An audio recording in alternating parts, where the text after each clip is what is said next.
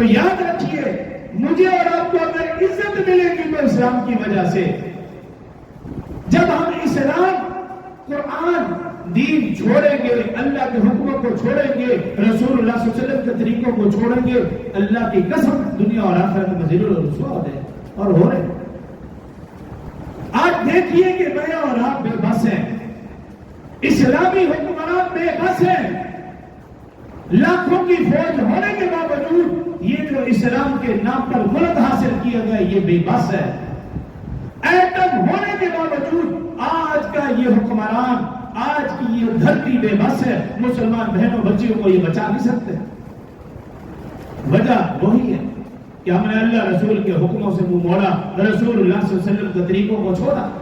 تو جب تک مسلمان متفق و متحد رہے, پوری دنیا پر غالب رہے, اور جب مسلمانوں کا ایمان کمزور, مسلمانوں کا اتحاد کمزور, مسلمان پوری دنیا میں ذلیل و رسوا. آپ اپنی تاریخ اٹھا کر دیکھیں, وہ اندلس جسے اسپین کہا جاتا ہے, طارق بن زیاد نے اجنبی ہونے کے باوجود چھوٹے سے لشکر کے ساتھ کشتیوں کو جلا کر اس علاقے کو فتح کیا تھا. 800 سال تک مسلمانوں نے وہاں زبردست حکومت کی. وہاں کی جامع مسجد قرطبہ آج بھی مسلمانوں کی عظمت رفتہ کے آنسو بہا رہی ہے.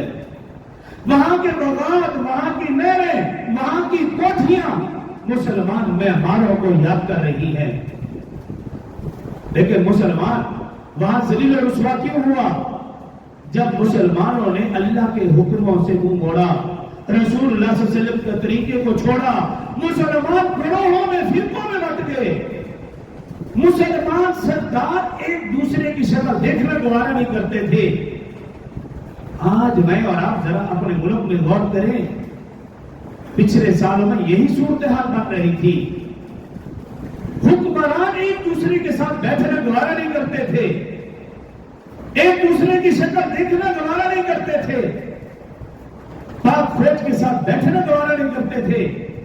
تو اس طرح مسلمان جب آپس کے اختلاف کا, آپس کے انتشار کا شکار ہوا, وہی اندلس, وہی اسپین, جب آپس کے اختلاف کا شکار ہوئے مسلمان, تو پھر ایسا بھی موقع آیا. وہ مسلمان جو اللہ کو سب سے سپر پاور طاقت سمجھتا تھا, اس اندلس کا بادشاہ ابو عبداللہ عیسائیوں کے آگے جھکتا ہوا چابیاں پیش کرتے ہوئے یہ کہہ رہا تھا, اے وقت کے بادشاہ, تو سب سے بڑا بادشاہ ہے, ہم تیری رعایا ہیں, یہ ملک بھی تیرا ہے, یہ مال و دولت بھی تیرا ہے, ہم کچھ نہیں کر سکتے. وجہ جب مسلمان آپس کے اختلاف کا شکار ہوا تو پھر ذلیل و رسوا ہوا. بغداد کو آپ دیکھ لیجیے, مسلمانوں کا بہت بڑا علمی مرکز تھا, بڑے بڑے فقہاء اور محدثین اس دھرتی پر پیدا ہوئے, ہر قسم کے علوم و فنون کا وہ مرکز تھا. لیکن جب مسلمان وہاں کے مذہبی رہنما, وہاں پہ اسلام پسند نام لیوا لوگ جب آپس کے اختلاف اور انتشار کا شکار ہوئے, اللہ نے فتنہ تاتار کو ان پر مسلط کر دیا. اور فتنہ تاتار وہ جس کا نام آج بھی لے تو رونگٹے کھڑے ہو جاتے ہیں. بغداد کے اندر 1 کروڑ 6 لاکھ مسلمانوں کو گاجر مولی کی طرح کاٹ دیا گیا. بہت بڑا علمی مرکز تھا, کتابوں میں ڈھیر تھے, اتنے کتب خانے کہ ان کتابوں سے دجلہ کے اندر ایک بند بن گیا, کئی مہینوں تک دجلہ کا پانی سیا رہا.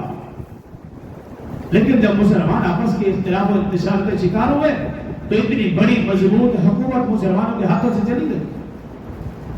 تو عرض کرنے کا مقصد یہ ہے, مسلمان جب تک متفق و متحد رہے, پوری دنیا پر غالب رہے, چھائے رہے, اور جب مسلمان ایمان کمزور ہوا, اتحاد کمزور ہوا, تو پھر مسلمان پوری دنیا میں ذلیل و رسوا.